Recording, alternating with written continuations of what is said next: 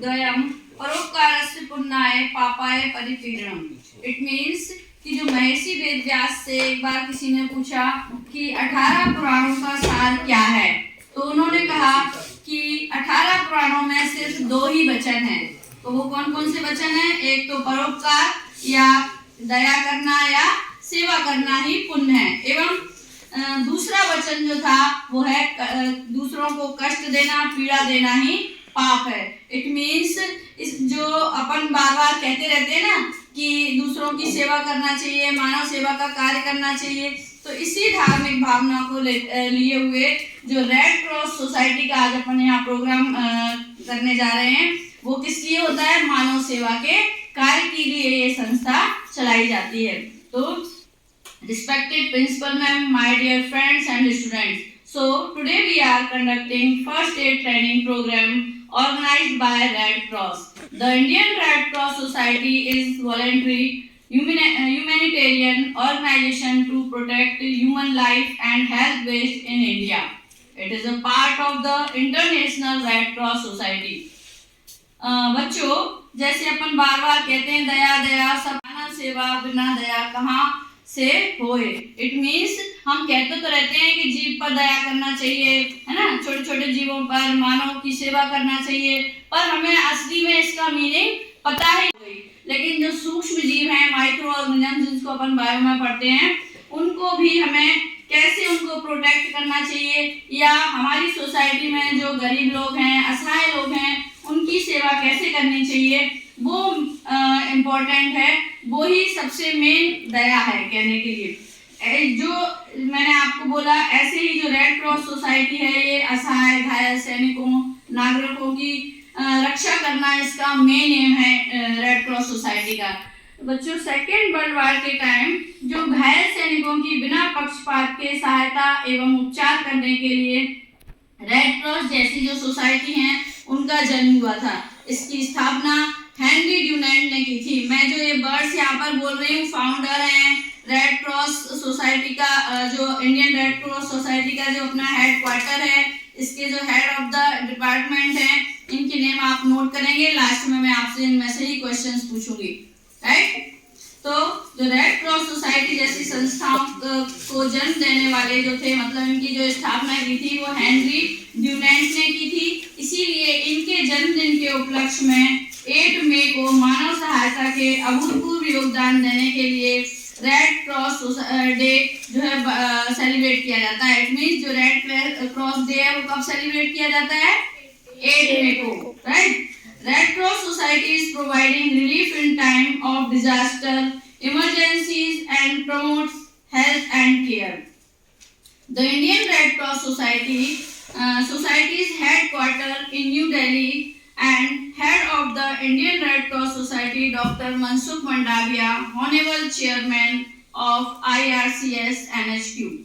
The Indian Red Cross Society provides many emergency services for human welfare and also provide different type of training programs like first aid, education and training program, ambulance services and महामारी के time पर अपनी सेवाएं देने के लिए का जो इम्पोर्टेंट रोल प्ले करती है वो बच्चों रेड क्रॉस सोसाइटी है। Now today we will take some different type of first aid activity.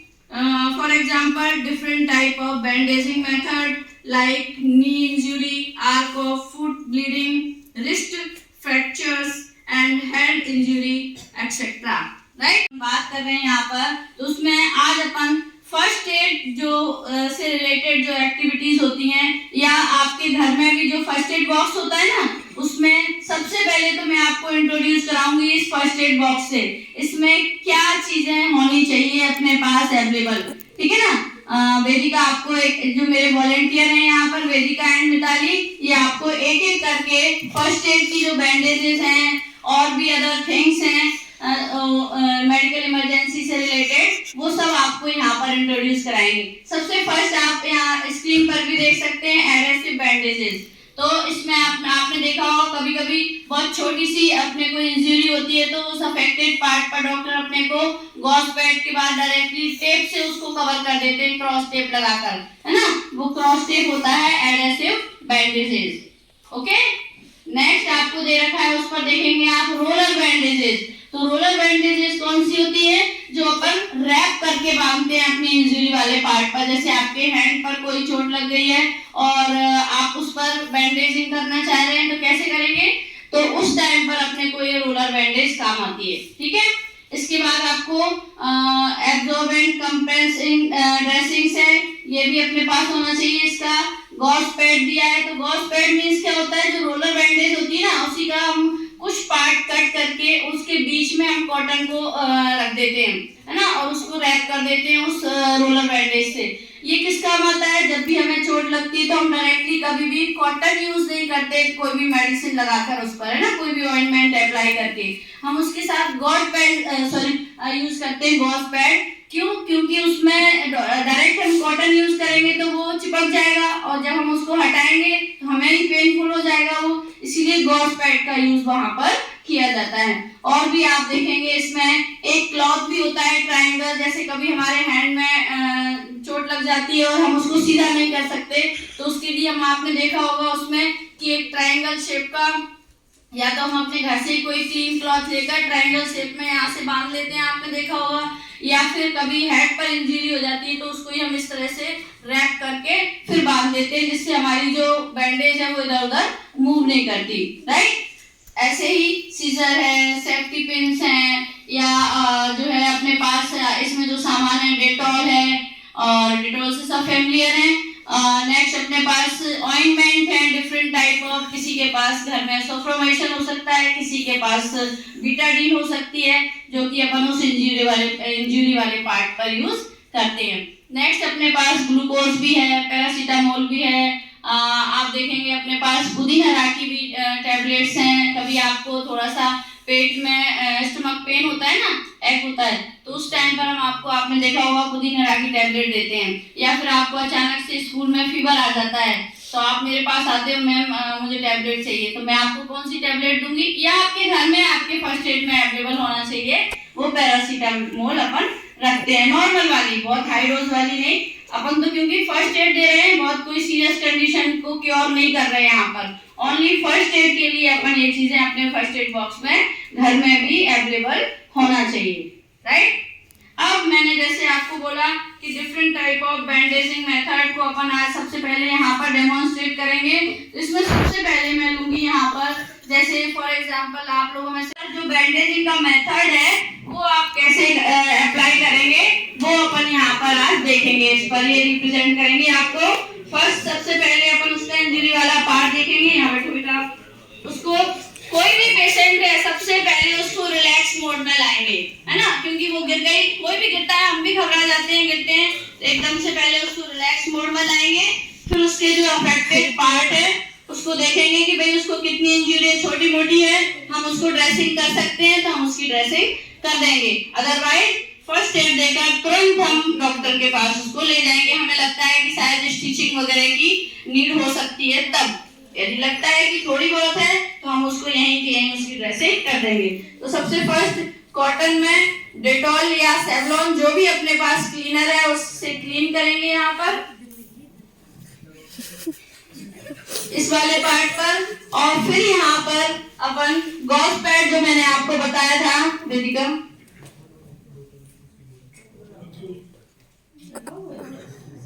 बेटा पेशेंट हंसता नहीं है। ये गॉज पैड है, मैंने आपको बताया था ना गॉज पैड कैसा होता है।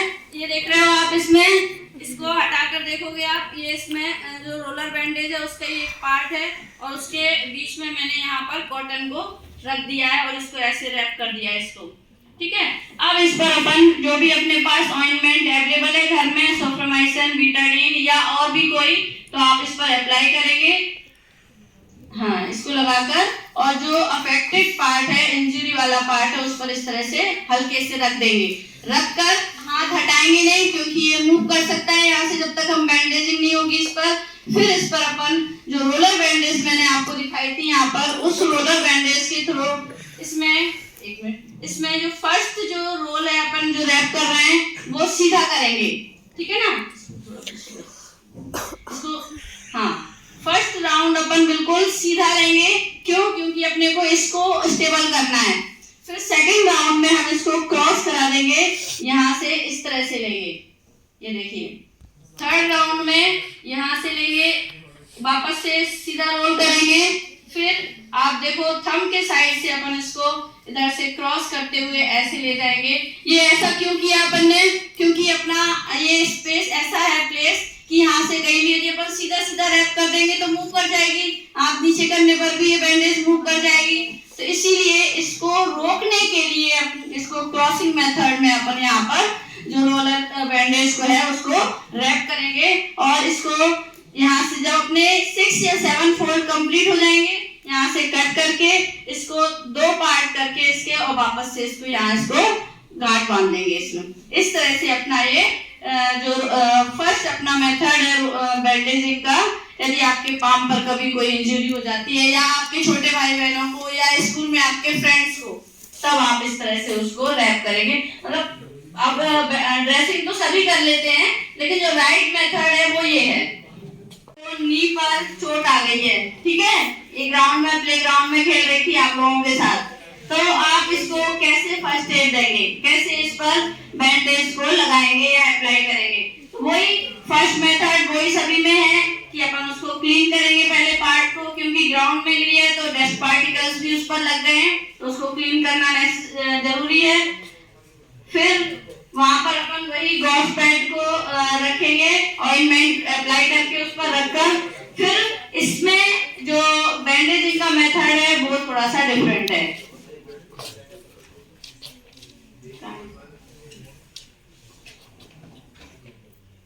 ये गॉस पैड रख दिया अपन ने उस पर, हाथ नहीं हटाना है जब तक कि अपन उस पर रैप नहीं कर देते बैंडेज को। अब इसका सबसे फर्स्ट पार्ट जो है इधर से, हाँ, इसको ऐसे रखेंगे। अब इसको रैप करो, पहले ऐसे। फर्स्ट राउंड वैसे ही अपन राउंड में ही लेंगे, जो फर्स्ट रैप होगा ऐसे 2 बार करेंगे इसको, क्योंकि ये नी वाला भी पार्ट ऐसा है कि यहाँ से मूव कर सकती है ना। सेकंड पार्ट में अपन इसको इस तरह से करेंगे, ऐसे क्रॉस में, एक बार ऊपर साइड से, एक बार नीचे साइड से क्रॉस करते हुए, और थर्ड टाइम फिर अपन बीच वाले पार्ट से लेंगे। ऐसे ये बैंडेज क्या है, स्टेबल हो जाएगी और इधर उधर मूव नहीं करेगी। पीछे तक दिख रहा है आप सभी को? तो क्यों जाकर बैठे पीछे? इस तरह से इसमें भी अपन 6 या 7 फोल्ड्स इसके जो राउंड है वो कंप्लीट करके लास्ट में अपन इसको बांध देंगे कट करके, राइट। गिर गई कहीं से और सिर में चोट आ गई, अब क्या करेंगे अपन इसमें?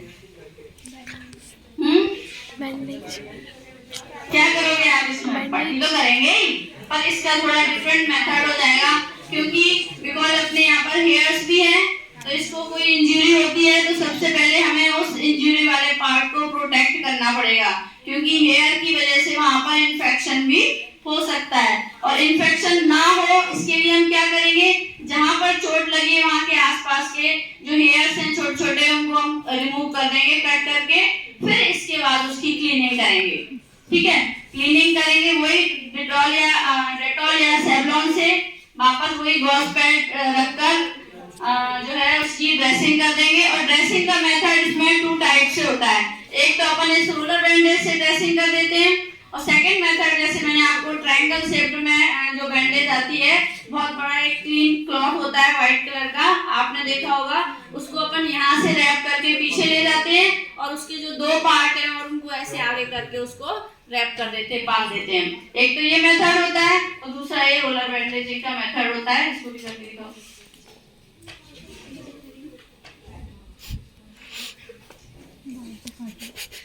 हाँ, और इन सब में सबसे जो कंपलसरी है वो ये चीज ध्यान रखनी है कि फर्स्ट एड देने से पहले अपने को ये एंश्योर करना है कि कोई भी इंजरी है वो मतलब ऐसी है, सीरियस तो नहीं है कंडीशन। यदि सीरियस कंडीशन है तो फर्स्ट एड देने के बाद हम उसको तुरंत डॉक्टर के पास ले जाएंगे, या जब तक हम उसको फर्स्ट एड दे रहे हैं तब तक घर में कोई भी अदर फैमिली मेंबर्स हैं वो एम्बुलेंस को कॉल करके बुलाएंगे और हम लेकर चले जाएंगे, यदि हमारे घर में कोई ऐसा नहीं है ले जाने वाला, ठीक है।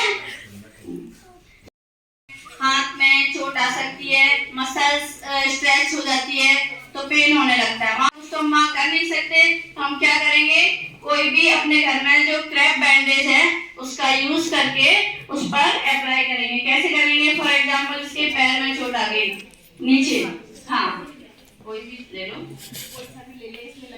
हाँ वहां पर सबसे पहले अपन मूव अप्लाई करेंगे, मूव अप्लाई करेंगे। इसके बाद जो क्रैप बैंडेज है उसका मेथड देखेंगे आप। यदि हाथ में होती है इस तरह की कोई चोट लग जाती है, हम गिरते हैं सबसे पहले अपने हाथों को ही आगे लाते हैं, प्रोटेक्शन के लिए लाते हैं ना, तो ऐसे ही कभी हाथ में लग जाती है और हमें कोई चोट नहीं लगी वहां पर, लेकिन मसल स्ट्रेच हो गई है तो बहुत पेन हो रहा है, तो उसका हमें ट्रीटमेंट तो करना ही पड़ेगा ना।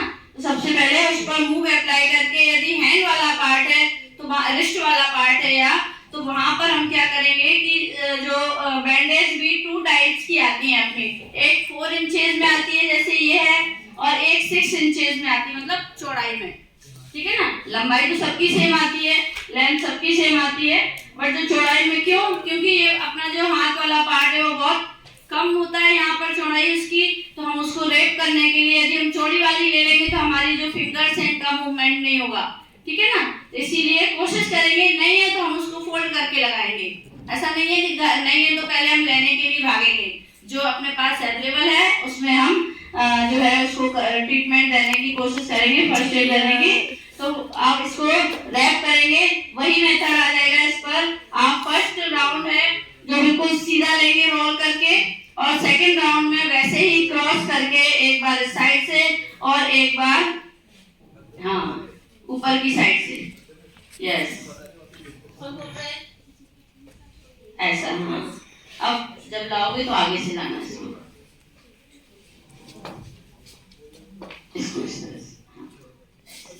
इस तरह से इसके 7 जो राउंड है अपन यहाँ पर उसको रैप करेंगे पूरा, ठीक है।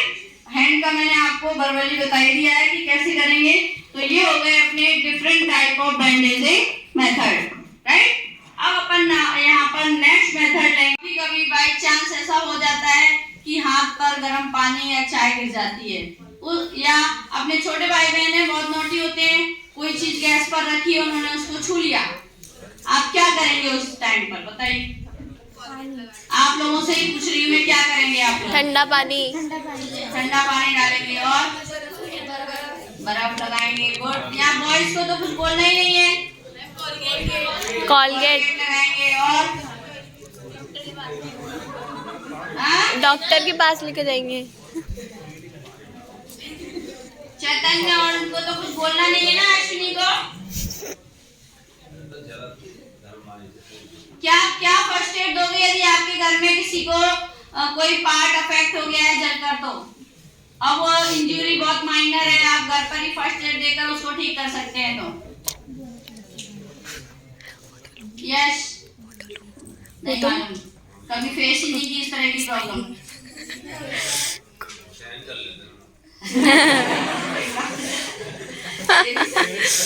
मतलब कि कभी भी आपका कोई घर में या आपका हाथ गर्म पानी से या कोई भी चीज से जल जाता है और वो माइनर है, तो सबसे पहले टेप वाटर जो होता है अपना नल से नल है उसमें ठंडा पानी आता है, उसके नीचे 10 to 15 मिनट के लिए हाथ को रखेंगे। आप लोग कह रहे हैं ना कि आप उस पर आइस अप्लाई करेंगे, कभी भी नहीं करना चाहिए आइस को।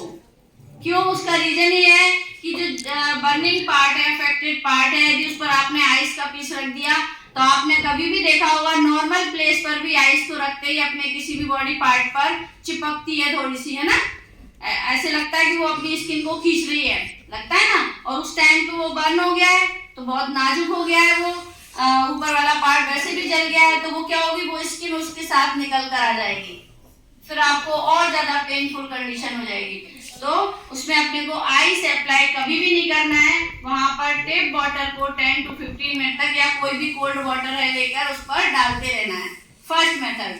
सेकेंड स्टेप में अपन करेंगे, you may treat the burn with some aloe vera gel और ऑइंटमेंट, कोई भी ऑइंटमेंट अपने घर में, जैसे इसमें बर्नॉल भी है, यहाँ पर आप देखेंगे अपने फर्स्ट एड बॉक्स में बर्नॉल अपने घर पर अवेलेबल है, तो बर्नॉल का यूज करेंगे, या फिर एलोवेरा जेल की कोई भी क्रीम है तो उसको अपन उस बर्निंग पार्ट पर अप्लाई कर देंगे। अब थर्ड मेथड आप कहेंगे कि मैम आप उस पर बैंडेजिंग भी करेंगे। बट हम जिस टाइप से हमने अभी इंजरी वाले पार्ट पर जो है बैंडेजिंग की थी, ड्रेसिंग की थी, वैसे नहीं करेंगे। क्यों? क्योंकि बर्निंग पार्ट पर यदि हम बैंडेज अप्लाई कर देंगे, रोलर बैंडेज या गॉस पैड भी अप्लाई कर देते हैं, तो वो चिपक जाएगा उस पर। तो उस टाइम हम क्या करेंगे, कोई भी कॉटन का या मलमल का जो क्लीन क्लॉथ लेकर उस पर धीरे से जो है कवर कर देंगे बस उसको। कोई उस पर प्रेस नहीं करेंगे, कोई उसको बांधेंगे नहीं, क्योंकि बांध देंगे तो वो से चिपक जाएगा और पेन ज्यादा होगा फिर उस टाइम पर। ठीक है ना? तो ये है अपने फर्स्ट एड फॉर बर्न्स के लिए। If you are seriously burn और 3rd degree then immediately call 112। 112 पर आप कॉल कर देंगे। यदि आपको लगता है कि भाई जो है कोई भी पेशेंट है वो बहुत ज्यादा जल गया है, तो आप तुरंत कॉल करेंगे और हेल्पलाइन पर, और फिर डॉक्टर के पास उसको ले जाएंगे। आपने लोकल लैंग्वेज में सुना होगा नक्सीर का, है ना? सुना है ना? नाक से ब्लीडिंग होने लगती है, तो नाक से ब्लीडिंग होने के मेथड में यदि होने लगती है उस कंडीशन में आप क्या करेंगे? मिट्टी लगा देंगे, चौक सुखा देंगे और गर्दन ऊपर कर देंगे, राइट, और सर गीला कर देंगे। गुड। आप लोग इसको थोड़ा साइड में ले लेना, ये लोग मुझे देख नहीं रहे। इसको किसका लो? आयशा, आप बैठ जाओ, पीछे करके लेट जाएंगे। सबसे रॉन्ग मेथड है ये नोज ब्लीडिंग में।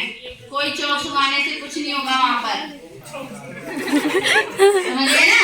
तो फर्स्ट सबसे राइट मेथड होता है नोज ब्लीडिंग में कि जैसे ही आपको लगता है कि पेशेंट आपके घर में किसी को 40+ वाले जो अपने घर में सीनियर सिटीजन्स हैं, या अपनी ग्रैंड मदर, ग्रैंडफादर, आपके बड़े पापा, बड़े मम्मी, कोई भी हो सकते हैं वो, तो उनको आपको लग रहा है कि नोज ब्लीडिंग हुई है, तो उनको नोज ब्लीडिंग का सबसे मेन रीजन होता है कि बीपी शूट अप कर जाता है ना?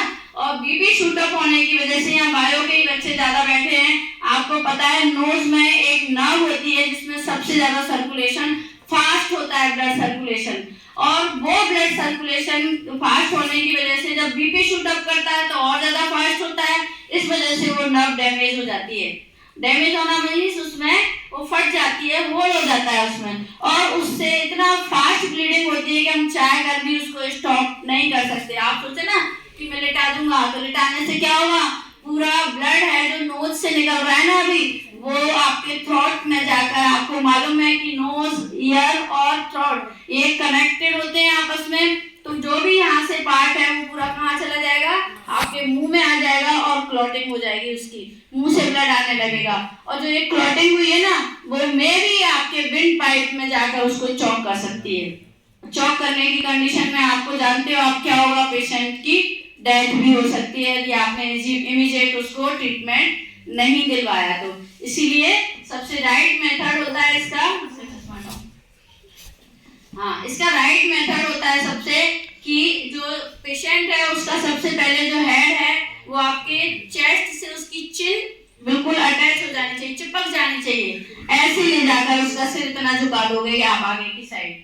फिर दूसरा मेथड, उसी टाइम पर आप उसकी नोज को यहाँ से एकदम से ऐसे पुश करोगे, जो सॉफ्ट वाला पार्ट है ना, यहाँ से एकदम से दबा दोगे आप। फिर भी आपको लगता है कि ब्लीडिंग स्टॉप नहीं हो रही है, रुक नहीं रही है, तो आप उसी टाइम पर घर में किसी फैमिली मेंबर को बोलोगे, वो आइस पैक लेकर आएंगे, या आपके घर में जो आइस रखा है उसको पॉलीथिन में डालकर लाएंगे और उसकी नोज पर रख देंगे, बहुत ज्यादा प्रेस करके रख देंगे। इसका रीजन क्या है, आप लोगों ने पढ़ा है कि जो अपनी ब्लड में 3 टाइप की सेल्स प्रेजेंट होती हैं, आरबीसी, डब्ल्यूबीसी एंड प्लेटलेट्स। तो प्लेटलेट्स की टेंडेंसी क्या होती है, क्लॉटिंग करना। तो जो क्लॉटिंग करने के लिए उनको फेवरेबल कंडीशंस चाहिए, वो उनको आइस से मिल जाती है, तो वो वहां पर क्लॉटिंग का प्रोसेस स्टार्ट कर देती है। तो जो नर्व डैमेज हुई थी उस होल पर, वहां पर उस ब्लड का क्लॉट बन जाता है, जो ब्लड बाहर आ रहा था, इससे वो स्टॉप, सम टाइम के लिए वो स्टॉप हो जाती है। ये इसका परमानेंट ट्रीटमेंट नहीं है, कई लोगों को वापस रिपीट भी नहीं होता है ये, लेकिन कुछ लोगों को ये रिपीट होती है। यदि अपने को लगता है ना नेक्स्ट टाइम कभी वापस ये रिपीट हो, तो यही फर्स्ट एड वापस देकर हम इमीडिएट उस पेशेंट को डॉक्टर के पास ले जाएंगे। वो वहां पर उसको जो नेसेसरी ट्रीटमेंट है वो उनको वहां पर ट्रीटमेंट दे देंगे, जो परमानेंट ट्रीटमेंट है इसका, राइट। जैसे गर्मियों में देखा होगा कूलर वगैरह में हम बहुत जल्दी रहती है, हमें पानी भरकर लाए और हमने उसको ऑफ भी नहीं किया और पानी डालना शुरू कर दिया उसमें और चिपक गए। होता है, अपन न्यूज़पेपर में पढ़ते ही हैं ऐसी, है ना। तो उसमें क्या करेंगे फिर अपन कूलर बंद करेंगे।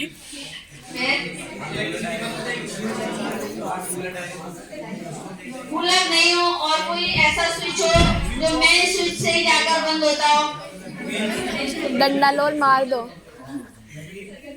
लकड़ी से करेंगे और चप्पल पहनेंगे, बिल्कुल सही। चप्पल आप जाओगे वो तो कुछ नहीं करेगा, वो तो चप्पल नहीं पहने था इसीलिए उसको करंट लगा है। सर को डंडा रख रखा है मैंने।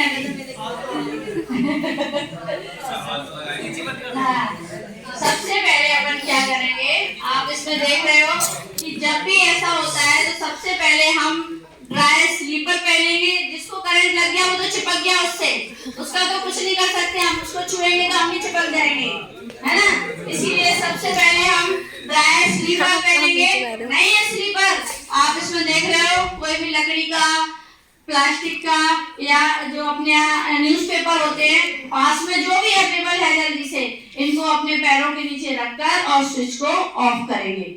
फिर भी वो नहीं छूटता कई बार, क्योंकि करंट मेन स्विच से ही आ रहा है वो तो हम हमारे पास जो भी स्टिक है, जो वुडन की, लकड़ी की या फिर प्लास्टिक का कोई अपने पास पाइप रखा है, जो अपने आसपास अवेलेबल है इजीली, उसको उठाकर उससे उसका हाथ छुड़ाएंगे। पहले छुड़ा दिया अपन ने हाथ, फिर उसको लाकर नॉर्मल करेंगे, मतलब उसको लिटा देंगे। लिटाकर फिर क्या करेंगे, उसको सबसे पहले उल्टा लिटा देंगे और उसको पुश करने की कोशिश करेंगे कि भाई ज्यादा उसको करंट लग गया है तो घबराहट में और ब्रीदिंग की प्रॉब्लम हो जाती है, ठीक है। तो इस तरह से हंसना नहीं है बेटा, पिक्चर में भी आपको यहाँ स्क्रीन पर दिख रहा है कि कैसे पुश करेंगे। ऐसे उसको पुश करके उसको नॉर्मल ब्रीदिंग उसकी लाने की कोशिश करेंगे अपन यहाँ पर। नेक्स्ट स्टेप में आप देख रहे हो इस तरह से डिफरेंट टाइप ऑफ मेथड अपन यहाँ पर चेस्ट पर उसको प्रेशर डालकर उसकी ब्रीदिंग को नॉर्मल लाएंगे। और आफ्टर सम टाइम इसके बाद अपने को लगता है कि वो थोड़ा नॉर्मल हो रहा है तो उसको कोई भी अपन लिक्विड गरम चाय, दूध, कॉफी कुछ भी वहां पर उसको पिलाएंगे, जिससे वो नॉर्मल कंडीशन में आ जाए और रेस्ट करने के लिए बोलेंगे। इफ कंडीशन ऐसी है कि आप उसको इमीडिएट डॉक्टर क्या ले जाने की सीरियस कंडीशन दिख रही है तो आप तुरंत हेल्पलाइन पर कॉल करेंगे और डॉक्टर के पास लेकर जाएंगे। अपना दिमाग नहीं लगाएंगे उसमें, ठीक है ना। अब नेक्स्ट मेथड आएगा अपना कि आपने देखा होगा अपने घर में छोटे भाई बहन हैं या कभी कभी बड़ों से भी बाय मिस्टेक, बाय चांस कोई ऑब्जेक्ट थ्रोट में, नोज में चला जाता है, आईज में भी चला जाता है। तो थ्रोट में यदि कोई आपके फॉर एग्जांपल कॉइन चला गया है तो आप उसका फर्स्ट एड कैसे देंगे? ट्रीटमेंट तो सबसे पहले उसको चेक करेगा कि इससे करेगा कि आप अपने गले पर तेजी से पकड़ो। हम घुटन फील होगी तो हो सकता है यही कहीं ऑब्जेक्ट है, कॉइन है, तो इतना करने से ही ये नीचे से करेगा इसका और थोड़ा थोड़ा इसको पुश करेगा तो हो सकता है निकल जाए।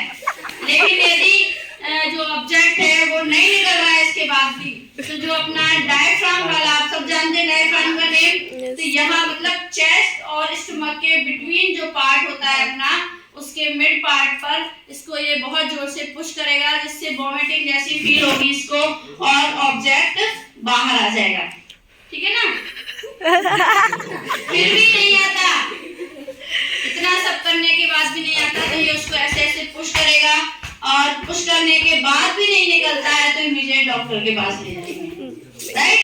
तो ये कुछ ऑब्जेक्ट ऐसे हैं जो तुरंत अंदर जाकर जितना भी मॉइस्चर है आसपास उसके सराउंडिंग में उसको एब्जॉर्ब करके फूल जाते हैं और फूलते ही उसको निकालना बहुत मुश्किल होता है, वो अपने से निकलेगा ही नहीं। तो यदि इस तरह की कोई चीज नाक में गई है या गले में विंड पाइप में फंस गया है जाकर, तो इमीडिएट डॉक्टर के पास लेकर जाना है, वही इसका ट्रीटमेंट करेंगे। हमें कोई रिस्क नहीं लेनी उसमें। या ऑक्सीजन भी अपन जिसको कह सकते हैं, to vital organs until help arises. This word cardiopulmonary resuscitation. इस बर्ड का मीनिंग क्या है बच्चों? CPR, cardiopulmonary resuscitation. Cardio means heart से रिलेटेड है, पल्मोनरी मीन्स लंग्स से रिलेटेड, एंड रेसिस्टेशन मीन्स वापस से अपने नॉर्मल फॉर्म में लाना। ठीक है ना? तो इसका जो एक्सपेंडेड फॉर्म है अभी मैं पूछूंगी आप लोगों से लास्ट में। तो इस वर्ड का मीनिंग ही यही है कि कार्डियो मीन्स हार्ट से रिलेटेड है, तो उस हार्ट से जैसे अपने घर में 40+ जो मेंबर हैं, फैमिली मेंबर, उनको अटैक वगैरह का आजकल अपन बहुत सुनते हैं ना, अटैक आ जाता है, तो उस कंडीशन में आप उनको फर्स्ट एड क्या देंगे? ठीक है, तो फर्स्ट एड के लिए आप CPR में देखेंगे। भैया आपको कैसे करके दिखाते हैं यहाँ पर। हेलो हेलो सबसे पहले ये चेक करेंगे कि उसको सांस आ रही है या नहीं, है ना? हेलो आप ठीक है? नेक्स्ट फिर ये साइड में एक नर्व होती है अपने यहाँ पर नेक के इधर, उसको चेक करेंगे। फिर इनको लग रहा है कि इनकी पल्स रेट बहुत डाउन हो रही है ना? तो पल्स रेट डाउन होने के उसमें कंडीशन में ये इस तरह का अपने हाथ का जो है बनाएंगे पोजीशन, और फिर उसकी चेस्ट पर पुश करेंगे। हाँ, स्पीड से करेंगे इसको। समझिए 2 सेकंड में ये 30 टाइम कर देंगे इसको। ऐसे 300 टाइम रुक रुक कर करेंगे। एक बार 30 टाइम किया, उसको चेक करेंगे कि भाई उसको होश आ रहा है या नहीं आ रहा, फिर करेंगे 30 टाइम, ऐसे रुक रुक कर उसको पुश करेंगे।